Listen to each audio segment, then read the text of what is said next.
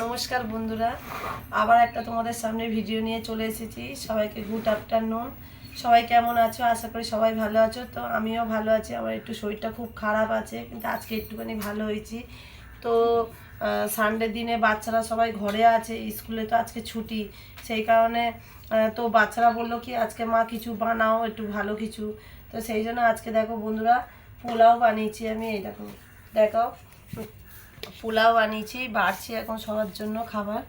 তো পোলাও বানিয়েছি, আর এখানে আছে কি চিকেন কষা বানিয়েছি, এখানে চিকেন ফ্রাই করেছি। এ দেখো চিকেন কষা আছে, এটা এখানে হচ্ছে চিকেন ফ্রাই।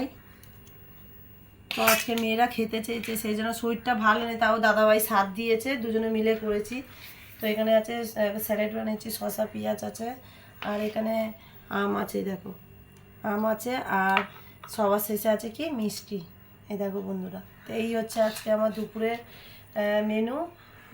তো ভালো লাগলে লাইক কমেন্ট শেয়ার করো, সবাইকে সাপোর্ট করো এইভাবে। আর তোমরা সবাই ভালো থেকো। তো এখানে আমার ভিডিওটা শেষ করছি। Tata, bye bye.